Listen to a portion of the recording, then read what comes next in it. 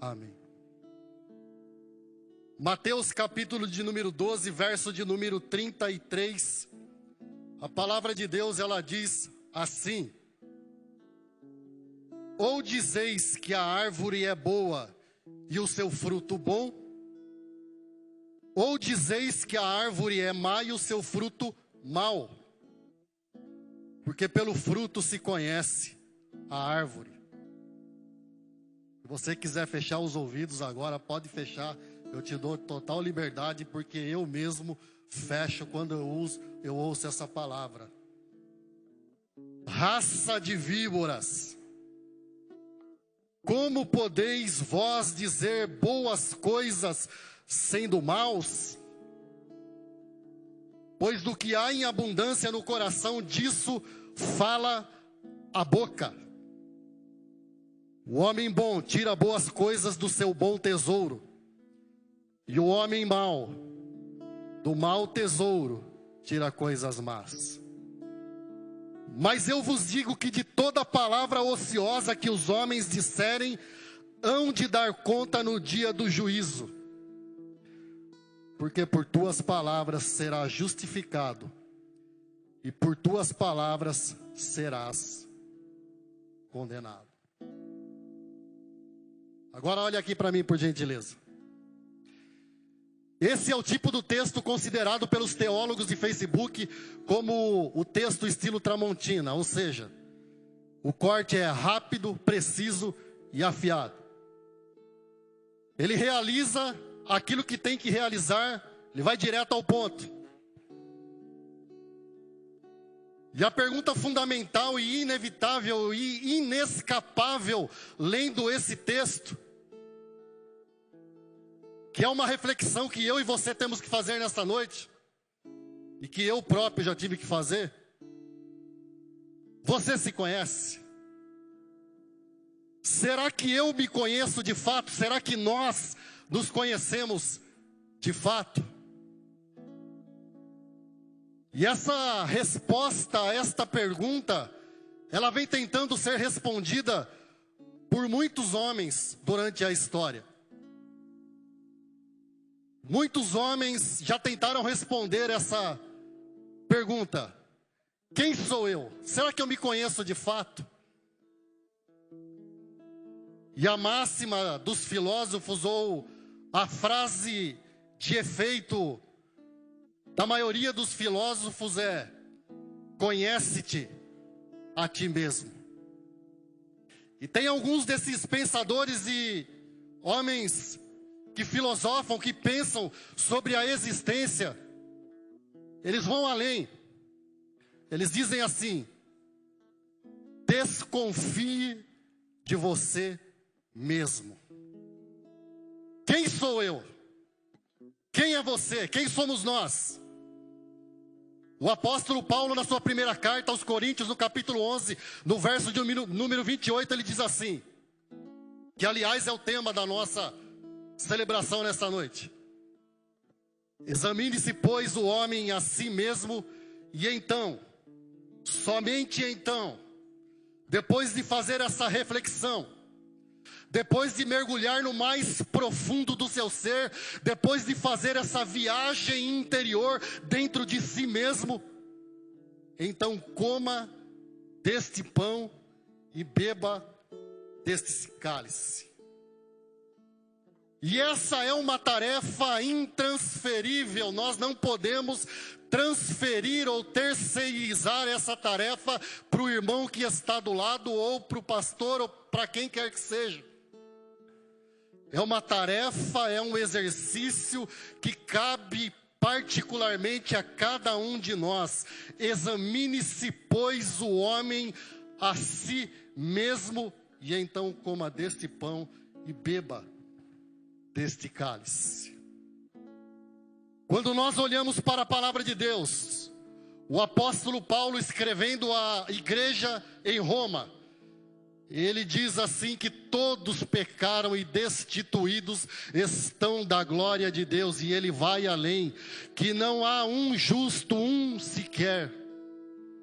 E a palavra de Deus ainda continua dizendo que O homem é mau desde a sua meninice, desde a sua tenra idade, e isso dá o tema de uma das doutrinas ou teologias fundamentais do cristianismo, que é a depravação total do homem. E talvez as mulheres estejam dizendo assim: o homem é depravado mesmo. Mas não. A depravação é da raça humana, do ser humano. É do indivíduo que se considera um ser pensante. E como disse o filósofo, penso, logo existo. É para esse indivíduo que a palavra diz: homem, mulher, jovem, criança, idoso, recém-nascido, todos somos depravados. Aliás, se nós quisermos levantar uma hashtag nesta noite, nós devemos levantar a hashtag somos todos depravados. Provérbios capítulo 16, verso de número 32, diz assim a palavra de Deus: melhor é o longânimo, aquele que tem um longo ânimo, que tem paciência, que é equilibrado, que pensa no que vai fazer, do que o valente. Melhor é o que governa o seu espírito do que o que toma uma cidade. Ou seja, melhor, mais sensato, mais prudente é aquele que controla a si mesmo, que controla o seu interior, que sabe fazer a gestão daquilo que ele é interiormente. Provérbios 27, 19 ainda continua dizendo: como na água o rosto corresponde ao rosto, assim o coração do homem ao homem. Ou seja, um judeu chamado Salomão estava dizendo nada mais e nada menos do que a identidade do ser humano, a identidade do homem, da mulher, do jovem, da criança, do idoso, é o próprio coração, porque é o coração, é do coração aonde saem as saídas da vida, as fontes da vida. Já disse Salomão: sobretudo o que se deve guardar, guarda o teu coração. Guarda as tuas emoções. Saiba fazer a gestão de quem você é no mais profundo da sua alma e do seu interior. E a pergunta fundamental, inevitável e inescapável, ela continua martelando a minha consciência e deveria continuar martelando a nossa consciência, ferindo a nossa consciência. Quem sou eu? Será que nós nos conhecemos de fato? Eu poderia dar uma resposta simplista e simplória e dizer assim: meu nome é Franklin, nascido ao 30 de setembro de 1970, na cidade de Osasco, no Hospital das Damas. No Hospital das Damas, fazer o quê? Macho também nasce no Hospital das Damas. Filho do Ilmar e da Iraci, neto do Manuel e da Idalina, do Joaquim e da Iracema, esposo da Márcia, pai da Larissa e da Laís e avô da Alanes. Mas esta seria uma resposta muito simples, muito rasa, sem profundidade. Porque na realidade, todo ser humano, ele é muito mais do que isso. Nós não somos simplesmente aquilo que dizem as informações do nosso RG ou do nosso CPF. Nós somos a somatória ou a construção de uma carga genética que nós carregamos durante toda a vida e que já vem de herança lá na nossa fecundação dos nossos antepassados. E a gente vem então desenvolvendo o nosso caminhar na vida, carregando essa carga genética, mas mais do que isso. Nós somos não somente a herança da carga genética que nós carregamos dos nossos antepassados, nós somos também a construção ou a somatória do contexto sociocultural, do contexto familiar, aonde nós vivemos e da onde nós viemos. Porque as famílias são construídas assim, os seres humanos são construídos assim. E nós estamos falando nesta manhã sobre comunicação. Tem a família dos berrânicos, dos gritânicos, e daí por diante. E tem aquela família mais calma. E a gente vem então com toda essa carga, vem com toda essa bagagem. E o Paulo continua dizendo para nós: você se conhece? Quem sou eu? Examine-se, pois, o homem a si mesmo, faça essa viagem dentro de si para descobrir quem realmente nós somos, porque quem nós somos de fato, nós só vamos conhecer quando nós fazemos essa viagem, quando nós mergulhamos dentro de nós. E na maioria das vezes nós queremos terceirizar essa responsabilidade do autoconhecimento, e então nós transferimos essa tarefa para os 4 P's. Conhece os 4 P's?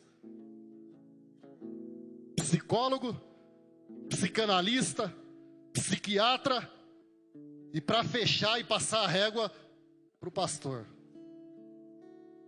E nós então queremos que as pessoas especializadas identifiquem e nos digam quem nós somos de fato. E eu quero dizer e deixar bem claro aqui que eu não tenho nada contra ao trabalho dos profissionais que tratam da psique. Só que tem um porém, algo que vai além. Porque os profissionais que tratam da área da saúde mental, ou até mesmo o pastor que trata da área da teologia, esses profissionais, eles podem te trazer uma revelação e te ajudar a se identificar no que diz respeito à nossa construção mental. Porém, nós somos mais do que isso. E esse texto, agora eu vou entrar no texto. Esse texto nos oferece alguns caminhos para a gente responder a essa pergunta que muitos filósofos ficaram intrigados: quem sou eu? De onde eu vim? Qual é o propósito meu nessa terra? Para onde eu irei depois dessa existência? Qual é a minha identidade? Quem sou eu de fato? E o texto, ele traz essa resposta. Quem sou eu? Quem sou eu? Qual é a minha identidade? E a primeira resposta que o texto me traz é que nós não somos o que nós aparentamos ser. De fato, nós não somos. Nós não somos o que de fato parecemos ser, o que nós aparentamos ser. Mas nós somos, em última análise, aquilo que nós produzimos. Da onde você tirou isso, Franklin? Eu te mostro. O verso de número 33 diz assim: ou dizeis que a árvore é boa e o seu fruto é bom? Ou dizeis que a árvore é má e o seu fruto mau? Decidam. Decidam o que vocês querem da vida. Decidam e vê se encontram em si mesmos. Por quê? Continua dizendo o texto: porque pelo fruto se conhece a árvore. Nós não somos aquilo que nós aparentamos, mas nós somos, em última análise, aquilo que nós produzimos, aquilo que nós geramos, aquilo que nós frutificamos e que fica evidente no nosso contato com as outras pessoas. E surge uma pergunta inevitável, fazendo essa reflexão: o que nós temos produzido? O que nós temos gerado? O que nós temos oferecido na nossa relação? Por favor, não corta o retorno não. O que nós temos oferecido na nossa troca, na nossa relação? Qual é o fruto que tem evidenciado a nossa identidade? Será que nós temos produzido vida ou morte? Será que nós temos produzido bênção ou maldição? Será que nós somos produtores de alegria ou tristeza? Será que nós temos oferecido na nossa relação com o outro, com o próximo, aquilo que constrói ou aquilo que destrói, aquilo que ergue e edifica ou aquilo que desmancha? Nós não somos aquilo que nós aparentamos ser. Nós somos, em última análise, aquilo que nós produzimos. João Batista, como era um profeta, estilo Tramontina, de corte preciso, rápido e afiado, ele disse assim: produzi, pois, frutos dignos de arrependimento. Ou seja, João Batista estava dizendo, em outras palavras, se vocês querem realmente pertencer ao reino de Deus, então produzam frutos que digam verdadeiramente que a identidade de vocês é uma identidade transformada, uma identidade mergulhada nos valores e nos princípios do reino de Deus. Produzam frutos dignos de arrependimento. Frutos de quem glorifica a Deus na maneira de tratar os outros. Frutos que glorifiquem ao Pai que está no céu na maneira de olhar para o outro, de reagir ao outro, de se relacionar no mais profundo da intimidade com o outro, porque eu já vou chegar numa questão que é muito sensível. Quem sou eu? Você se conhece? Será que eu me conheço de fato? Quem sou eu? A nossa verdadeira identidade não é definida pela nossa reputação, mas é definida essencialmente pelo nosso caráter. Da onde que você tirou isso do texto? Porque o verso de número 34, na parte A, ele diz assim: raça de víboras. Como podem vocês que são maus dizer coisas boas? E aqui entra uma questão muito sensível, que é a relação reputação e caráter, a convergência, a combinação, a congruência entre reputação e caráter. Por que eu digo que isso é muito sensível? Porque reputação nós podemos construir, reputação nós podemos fabricar, reputação nós podemos maquiar e fazer uma funilaria, e quando as pessoas olham para nós, elas veem a nossa reputação, ou seja, aquilo que é externo, aquilo que é exterior. Porque o que eu sou para os outros reflete a minha reputação, mas o que eu sou no íntimo revela e demonstra o meu caráter. E o Jesus então ele vem dizendo assim: raça de víboras, como podem vocês, sendo maus, dizer coisas boas? E um pensador, pensando nessa questão, ele disse assim: alguns reivindicam a autoria da frase, mas seja de quem for a frase é muito boa. A frase diz assim: preocupe-se mais com a sua consciência do que com a sua reputação. Porque a sua consciência é quem você é de fato, mas a sua reputação é o que os outros pensam de você, e o que os outros pensam de você é problema deles. O nosso compromisso não é com a nossa reputação. Por favor, ergue mais um pouquinho aqui para mim. Só o retorno.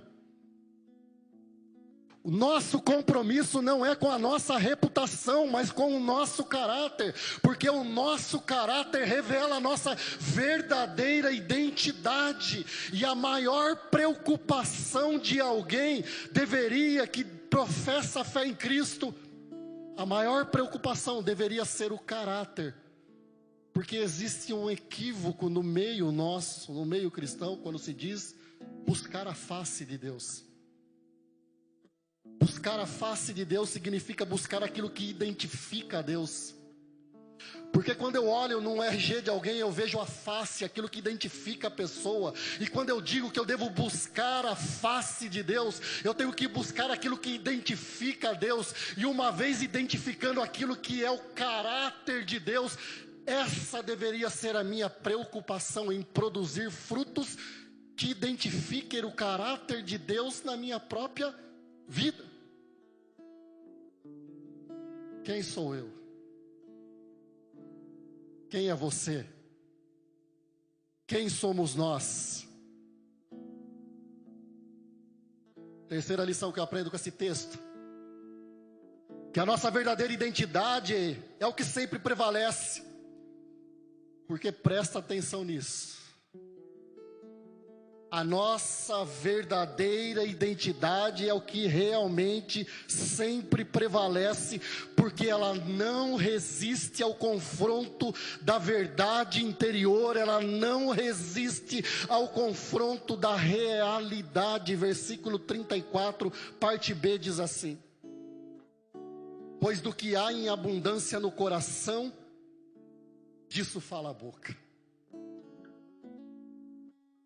Pois do que há em abundância no coração, disso fala a boca.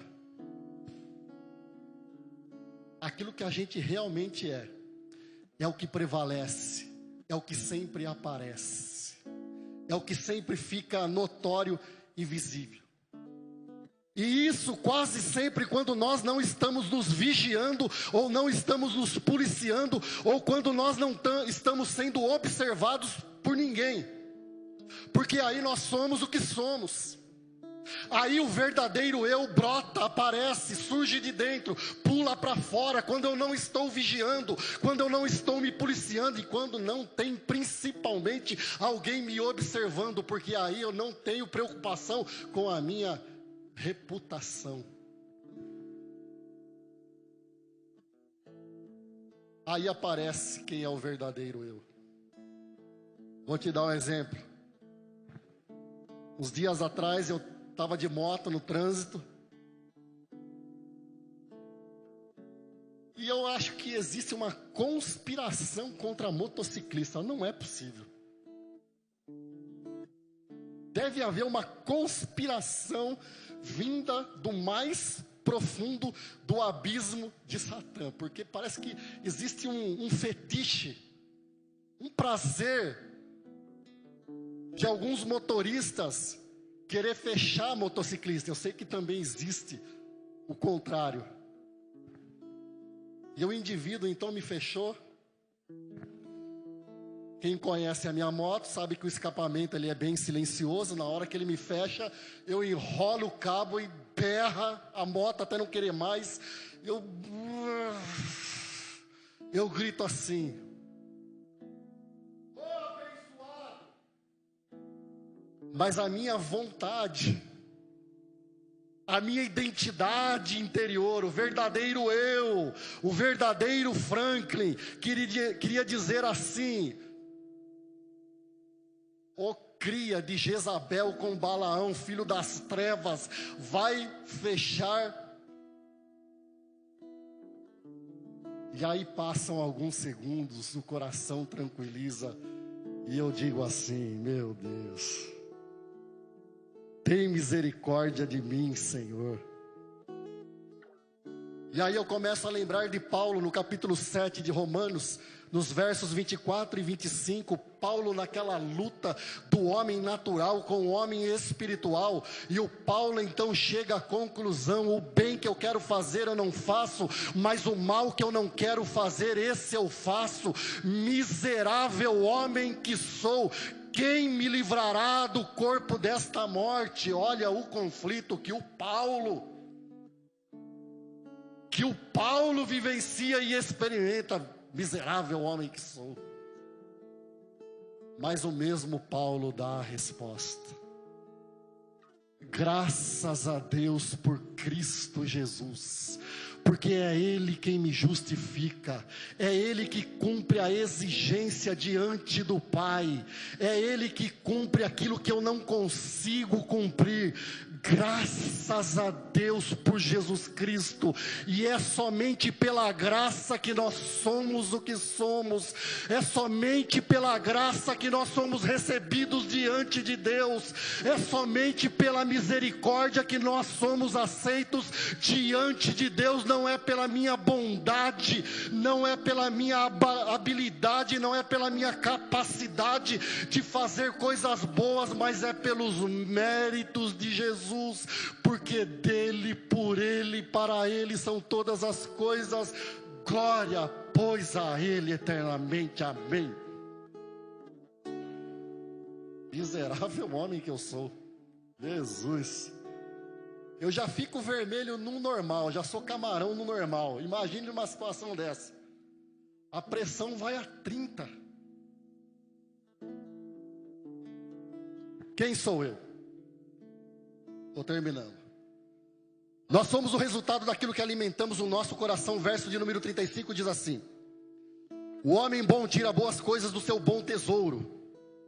Ou seja, o homem bom, quando ele tem um bom depósito, um bom tesouro, ele vai tirar coisas boas. Mas, continua dizendo o texto, o homem mau do mau tesouro tira coisas más. Ou seja, nós manifestamos exteriormente aquilo do qual nós absorvemos interiormente. É isso que o verso está dizendo. Porque nós somos, de fato e na realidade, o resultado daquilo que nós alimentamos o nosso coração. E a pergunta inevitável e inescapável para cada um de nós: examine-se, pois, o homem a si mesmo. Do que nós temos alimentado o nosso coração? Do que nós temos alimentado a nossa alma? Do que nós temos alimentado o nosso interior? Do que nós temos alimentado o nosso ser? Do que nós temos alimentado a nossa mente? O que nós temos deixado entrar dentro de nós? Porque vamos combinar aqui,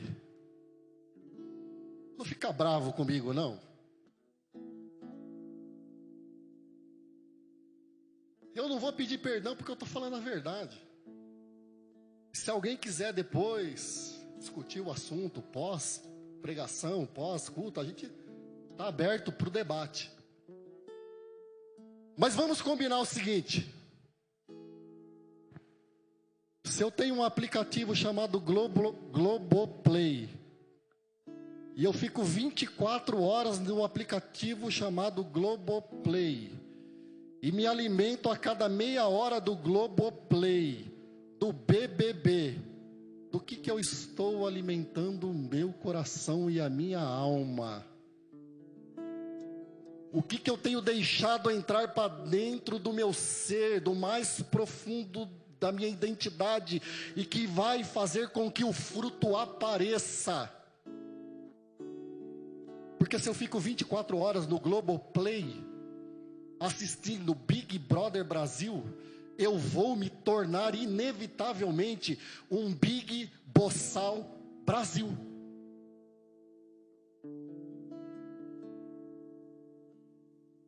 Aí o Paulo, na carta aos Filipenses, capítulo 4, verso de número 8, ele diz assim: quanto ao mais, irmãos, tudo que é justo, tudo que é puro, tudo que é verdadeiro, tudo que é amável, tudo que é de boa fama, se há algum louvor, nisso pensai. Ou seja, a sugestão de Paulo é para que a gente pense nas coisas do alto, busque as coisas do alto, se alimente das coisas que são do alto, que a gente deixe com que as coisas do alto possuam a nossa alma e o nosso ser, porque quando isso é feito, a identidade do reino é vista através da nossa vida. Do que eu tenho me alimentado? De Big Brother Brasil, de A Fazenda. Eu sou um assíduo usuário de rede social. Use a rede social. Ninguém está demonizando a rede social, mas use para alimentar daquilo que te edifica, daquilo que te constrói, daquilo que te levanta, daquilo que te santifica, daquilo que te faz ser um verdadeiro cidadão do céu e não um verdadeiro cidadão da terra. Porque diz a palavra de Deus que sem santificação ninguém verá ao Senhor. Isso tem dois lados. Sem santificação ninguém verá o Senhor, e sem santificação, vocês não verão o Senhor em mim. É uma via de duas mãos. E para encerrar, eu queria te dar um conselho. Se quiser começar a fazer a fila Porque dizem que se conselho fosse bom, não se dava, se vendia, mas eu posso vender, eu estou precisando de grana, de dinheiro. Se quiser fazer a fila, pode fazer. Se eu puder te dar um conselho nessa noite, de como resolver esse conflito entre o que eu sou e o que eu deveria ser, eu poderia te dar muitos conselhos, mas eu vou deixar só um conselho: invista nos seus valores interiores, invista na sua alma, invista no seu espírito, invista naquilo que te constrói, invista naquilo que contribui para a sua espiritualidade, para a sua santificação. Invista em coisas que faça de você, que faça de mim um ser humano melhor, uma pessoa que realmente, quando as pessoas olharem para a gente, reconheça e identifique o reino, os valores, os princípios do reino de Deus em nós. E uma tarefa, um exercício para cada um de nós. Reflita, quanto tempo você gastou esta semana com o seu corpo exterior ou com o seu exterior, e quanto você gastou com o seu interior. Vou repetir. Reflita, faça um balanço. Quanto você gastou esta semana com o seu corpo exterior, com o seu exterior, e quanto você gastou com o seu interior? Porque nós estamos vendo pessoas amando mais este mundo, como disse o apóstolo João, do que amando o reino de Deus. Às vezes nós estamos bem fisicamente, às vezes nós aparentamos uma aparência física muito boa, mas o nosso interior está minguado, está raquítico, está fraco, está anêmico, porque nós não temos investido no nosso interior. Nós temos nos preocupado com aquilo que é externo, com o gel no cabelo, com a maquiagem. Tudo isso é muito bom, a gente tem que ser bonito mesmo, assim como eu sou, lindo. As mulheres têm que ser bonitas mesmo, se maquiar, se produzir. Os homens têm que buscar uma aparência física legal. Eu aprovo isso. Isso é saúde, isso é estética, isso é muito bom. Mas reflita quanto você tem investido, porque nós temos investido, eu desconfio que nós temos investido muito mais tempo no exterior. E nós estamos bombados fisicamente, mas estamos raquíticos espiritualmente, definhando espiritualmente. E aí Provérbios capítulo 4, versículo 5 diz assim: busca a sabedoria, procura obter entendimento, e não te esqueças das palavras da minha boca, tampouco delas te afastes. Ou seja, busque aquilo que constrói, busque aquilo que edifica, busque aquilo que vai fazer de você um ser humano melhor no trato e no relacionamento com o outro. Invista no seu interior, invista no seu conhecimento. E a palavra de Deus continua dizendo que nem somente de pão viverá o homem, mas de toda palavra que sai da boca de Deus. E é a palavra de Deus que está saindo. Eu tenho a convicção desse púlpito nesta noite, porque nós temos que nos preocupar mais com aquilo que tem entrado do que com aquilo que tem saído, porque a boca fala daquilo que está cheio o nosso coração. Nem só de pão viverá o homem, mas de toda palavra que sai da boca de Deus. E essa é a palavra que está saindo da boca de Deus para a tua alma nesta noite. Alimente-se daquilo que o Espírito Santo está trazendo para a sua edificação, em nome de Jesus. Talvez você diga assim: mas se for assim, se for assim, eu estou vendido à minha própria sorte. Não, eu não consigo, tem hora que não dá, tem hora que eu estou como Paulo, miserável homem que sou, quem me livrará do corpo desta morte? E então nós começamos a ficar angustiados, desesperados, porque nós não conseguimos atingir o padrão de Deus. Mas é nessa hora que nós temos que lembrar a promessa de Romanos capítulo 8, versículo de número 1. Portanto, nenhuma condenação há para os que estão em Cristo Jesus, que não andam segundo a carne, mas que andam segundo o Espírito, ou seja, aqueles que não confiam em si mesmo, mas que confiam na graça, porque é a graça que me redime, é a graça que me salva, é o sacrifício de Jesus que cumpre as exigências diante de Deus.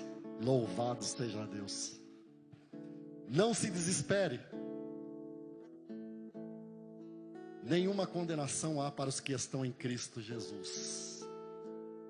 Assentado mesmo, vamos orar.